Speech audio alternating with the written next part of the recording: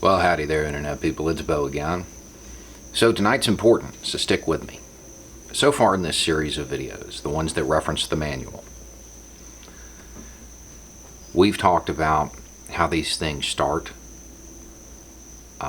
We've talked about the best practices to manage one before it starts, and how to manage one once it starts.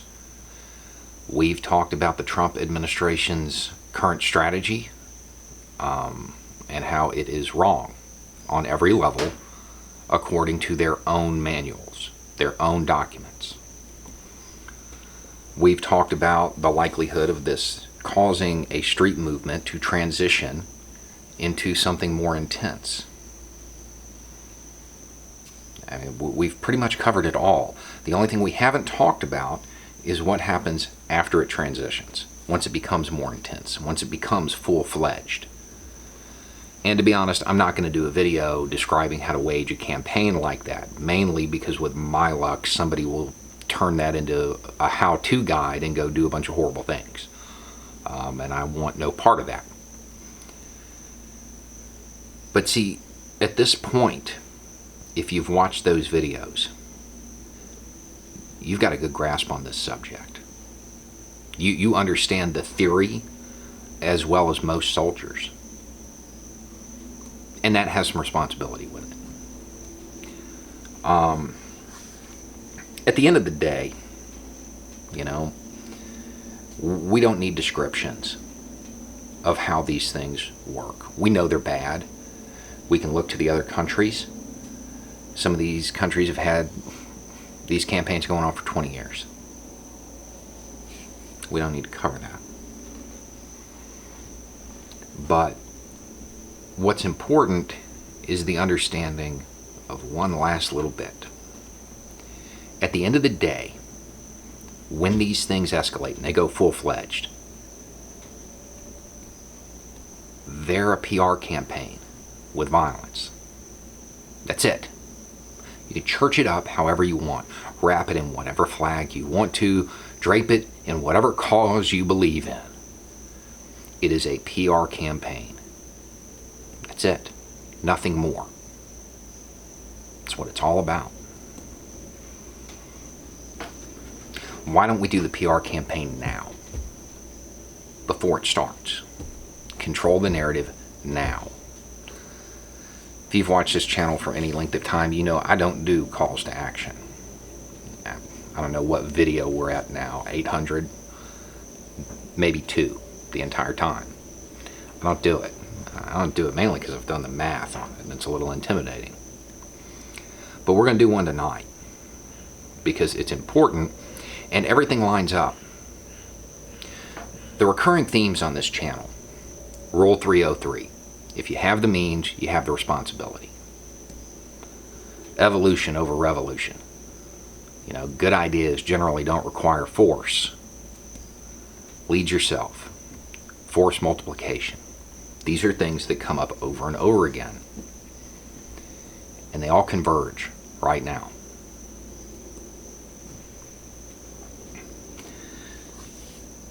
On average, this series of videos that are referencing the manual, they get watched by about 150,000 people each. And that's big. I mean, that's bigger than a Trump rally. But that's not enough to control the narrative, right? It is. It is. The average Facebook account has 338 friends. You do the math on that. That's 50 million people. That is 50 million people. Now, granted, your social media account, maybe it doesn't have that many. Maybe it has more. And you're not going to reach everybody on your account, but some of the people you reach are going to reach others. So by the time it's all said and done, if everybody takes this message to heart, we're talking about 50 million people. A pretty good chunk of the population can be influenced by it. We have to stop a war. If this spins out of control, that's what it turns into. You understand this material now. You can explain where they're wrong, why they're wrong. You have the links to the documents. Y'all should have known something was up when I started providing links. You know where these stormtroopers are headed next. And you know right now, they're not in the news. They're not on fire, these cities. There's not massive events going on. They're not out of control. So if that happens after his forces arrive, what does that mean? It's their fault.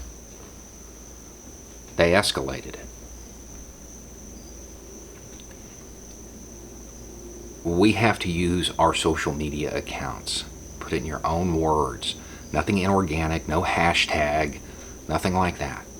Just be ready to control the narrative. Explain what's happening.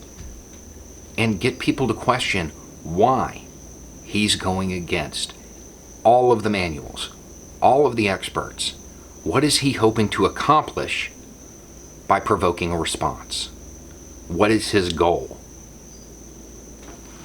There's got to be one. Nobody can be this wrong without some other reason. Nobody is this bad at it. I mean, he actually has to overcome safeguards to be this wrong. There's got to be a motive. There's got to be a reason. I don't know what it is, and I'm not going to speculate. But nobody is this wrong by accident. So, controlling the narrative, yeah, that's a tall order, but the math is on our side. The end goal is to stop a war, to stop this from spinning out of control. It's certainly worth trying, because no rational person wants this. Anybody who's ever seen it, studied it, or even glanced at it on the news knows this isn't something we want. We don't want it here. We don't want it anywhere else, really. It's bad. And yeah, maybe we get a better system on the other side. But that's a big maybe.